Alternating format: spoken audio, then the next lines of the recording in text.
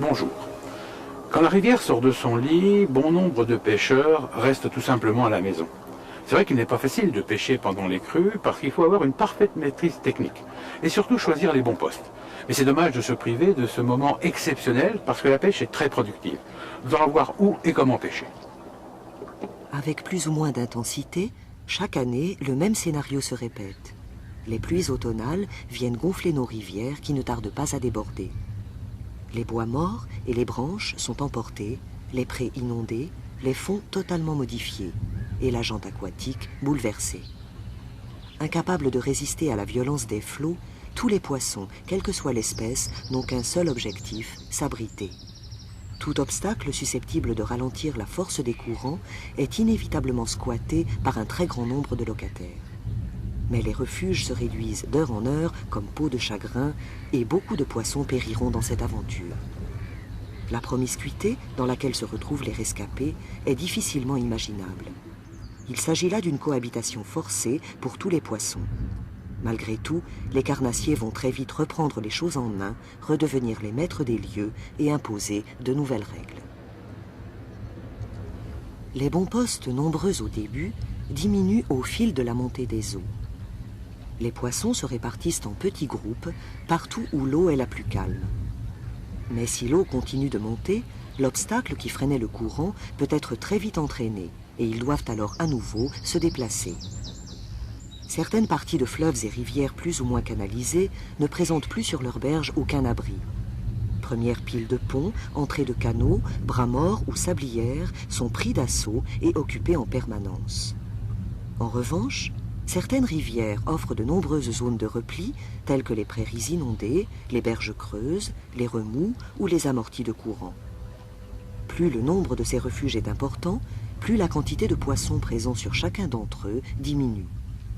Dans d'autres rivières encore, il n'est pas rare que des poissons, habituellement répartis sur plusieurs kilomètres, se retrouvent tous en un même lieu, le seul refuge sur ce parcours.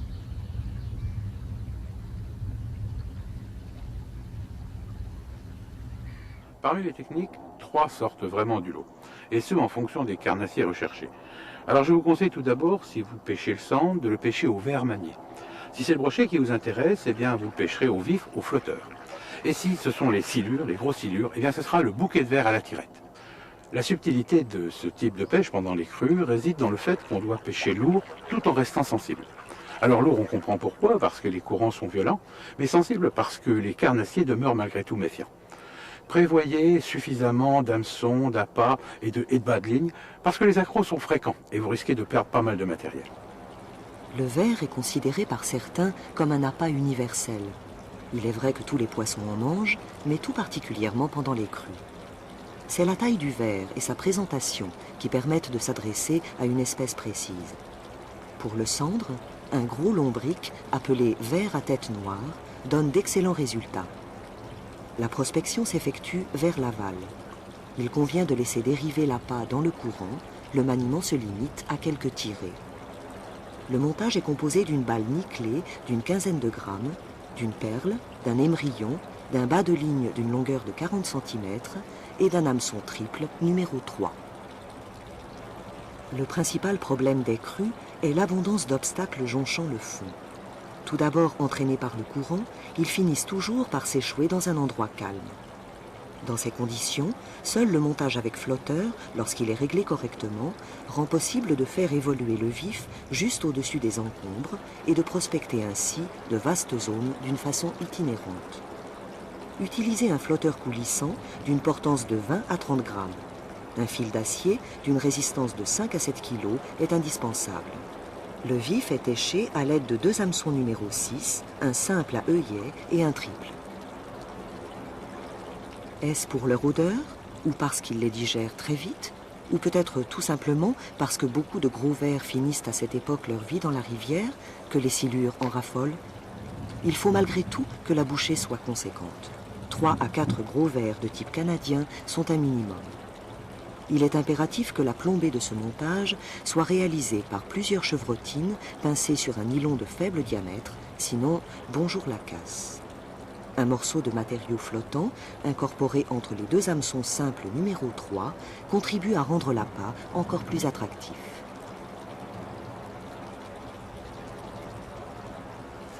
Alors même si les crues sont le meilleur moment souvent pour pêcher les carnassiers, comment ne pas parler des poissons blancs, qui eux aussi sont très actifs, tout simplement parce qu'ils trouvent beaucoup de nourriture. La crue leur emmène de quoi se nourrir. Mais bien sûr, on ne peut pas les pêcher n'importe où à cause de la violence du courant. Alors je vous conseille les remous, les zones de calme et toutes les prairies inondées. Quant à la technique, privilégiez une canne à anneau munie d'un moulinet, de type par exemple canne bolognaise. Parce que les poissons que vous risquez de capturer peuvent être de toute taille. En plus, ça vous permettra de pêcher assez loin. Alors, le nylon de cette ligne doit être minimum en 15 centièmes avec un bas de ligne en 12 centièmes.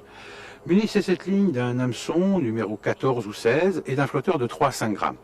Dans tous les cas, les appâts qui donnent le meilleur résultat, que ce soit pour amorcer ou pour pêcher, sont les asticots et les vers.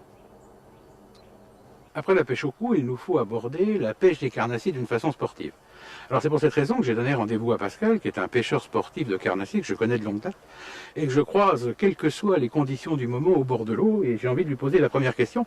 Qu'est-ce que tu changes dans tes habitudes quand tu pêches, quand il y a de la crue, ce qui arrive encore assez souvent chez nous? Bien sûr.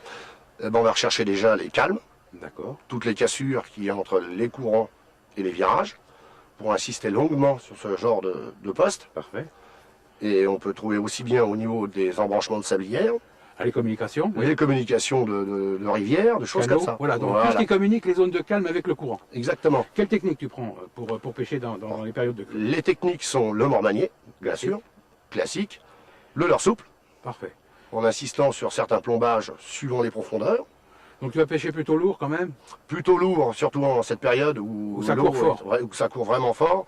Il faut insister vraiment sur le grammage. D'accord. Ce qui m'intéresse de savoir, c'est est-ce que tu multiplies les postes, est-ce que tu te déplaces beaucoup, ou est-ce que tu insistes longuement sur chaque poste? J'insiste très longuement sur chaque poste. D'accord. Donc les carnassiers peuvent être là et ne mordent pas tout de suite finalement. Exactement. C'est pour ça qu'on insiste. On peut se déplacer de 5-6 mètres, mais guèrement, il faut toujours revenir sur l'endroit propice. Tu peux rester combien de temps sur un poste? On va voir une demi-heure. Une demi-heure. Vraiment à insister, à lancer et relancer sans arrêt. À Donc là, lancer et relancer sans arrêt. il faut y croire. Qu'est-ce que tu as Exactement. fait comme belle prise en période de crue l'année dernière ou cette année déjà? Bah, du cendre, du brochet, Ah bien bon entendu, des belles pièces, D'accord. où ils viennent se réfugier le long des berges, Voilà, bah oui, ils sont... bien sûr sur les cassures, ou alors carrément en profondeur. C'est variable. Tu mets des fils d'acier ou tu pêches sur nylon? Je pêche régulièrement sur nylon, mais j'ai toujours quand même une petite crinelle d'acier pour protéger pour le carnassier et le brochet. D'accord, en réserve. En Parfait. réserve. Donc vous voyez, on peut très bien pêcher d'une façon sportive, même pendant les crues.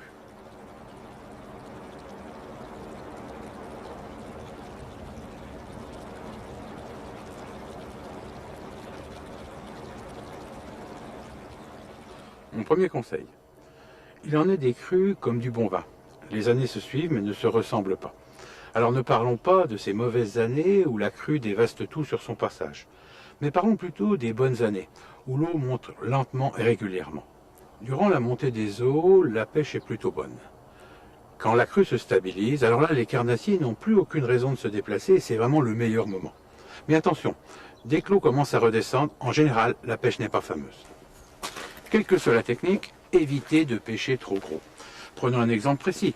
Si vous utilisiez du 40 centièmes, eh bien il offrirait 2 fois plus de résistance qu'un 20 centièmes. Alors, soyons clairs, un 30 centièmes est largement suffisant avec un bas de ligne en 28. J'espère vous avoir donné envie d'aller profiter des crues à venir.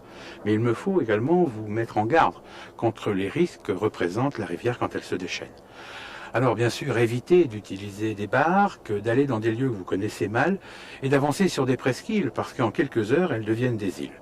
Alors allez uniquement dans des lieux que vous connaissez bien et demeurez prudent.